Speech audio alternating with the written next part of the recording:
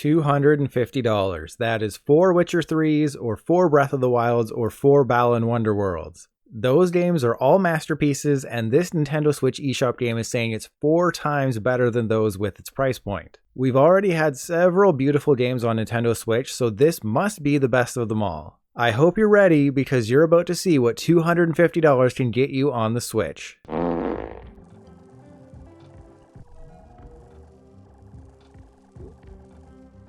Yeah, that's what $250 gets you on the eShop these days. Now, I know what you're thinking. Why is it called the roof of your mouth and not the ceiling of your mouth? Wouldn't the roof of your mouth be your head? And you're right, there is a bit of a story here, it's just not particularly exciting. A couple of years ago, a little game called Membrane went on sale for 12 cents on the Nintendo Switch eShop. I looked at the reviews for it at the time, which were fairly strong, but I held off on buying Membrane because I had no immediate desire to play it. Well, fast forward a year or so, and I noticed that Membrane is going for $300 on the Canadian eShop, or $250 if you live in the US.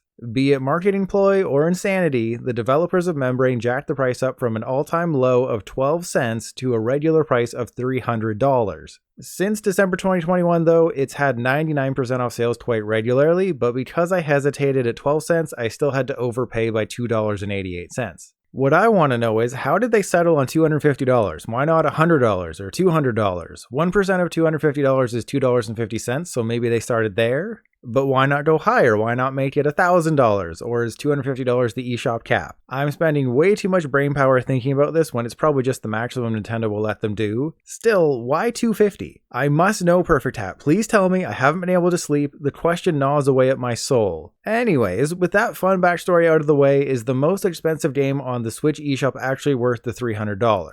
The answer is no. Of course not. It's not that Membrane is bad, in fact it's better than bad, it's good. The problem is that there's no way in Hell's Kitchen Gordon Ramsay would serve this up at that price. Not even to someone's dog after it dug through the garbage.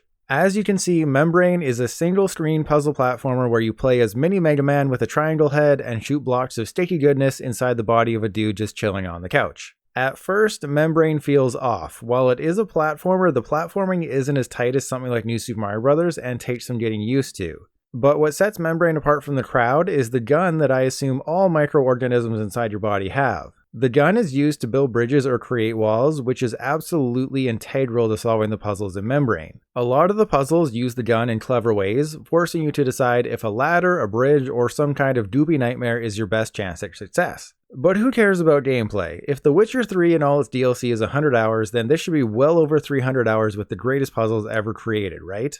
Well, Membrane's about 3 hours long, 4 tops, for $300. There's a total of 45 levels and a few bonus minigames that aren't much to write home about, though there is a 2-player single-screen basketball-ish game. Ultimately, I ended my time with Membrane at 97% completion. I collected all the floating balls and unlocked all the minigames, I just couldn't be bothered going back for the 3 missing hidden secrets. If cost is divided by hours of fun, your price per hour of fun is higher than any other game in existence. Overall though, I enjoyed Membrane. It's a very serviceable puzzle platformer with a bit of a twist. It's sitting around a 70 on Metacritic, and I feel Membrane is the textbook definition of a 7 out of 10. It's good, just not good enough to lavish praise from the rooftops. It has issues, just not enough to tell you to avoid it. It's a 7. Though I'd probably give it a 7.1 or 7.2 because that's the kind of person I am. I give games a 7.2, I pronounce it Jif, and I squeeze toothpaste out from the middle of the tube. To address some of those issues in Membrane, I have to talk about balls. The ball physics are way too jiggly, and after numerous failures in the same level because of that, I was starting to get testy. Several levels have you hitting your balls or stepping on your balls or sitting on your balls, but no matter what you try, they just never seem to do what you want and get stuck in weird places.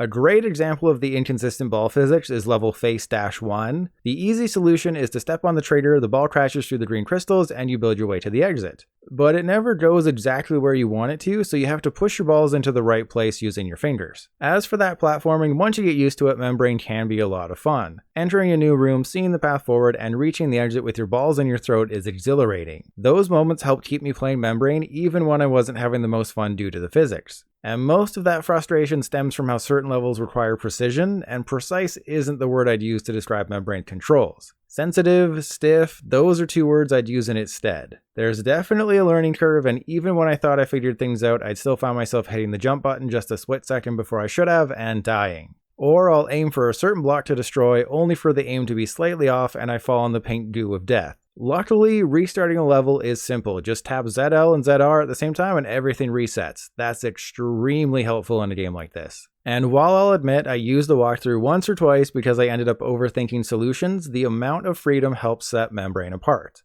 There's no true solution to every problem. It's less a game of you have to put this thing exactly in this exact place to proceed, and more of it might not be pretty, but if it works, it works. That's both a huge plus and a negative. Because of those inconsistent physics, I'd see my way to victory, then struggle for several minutes to get the game to do what I want it to do. To sum up, Membrane is an extremely digestible and at times very fun puzzle platformer with some wonky physics and less than perfect controls. At $2.50, you won't regret your purchase. At $250, your wife will leave you and your dog will never look at you the same, like when I accidentally sat in peanut butter and let my German Shepherd lick it up. To the developers, if your goal with the price hike was to get the handsomest Switch YouTuber to cover your game, congratulations, you win this round.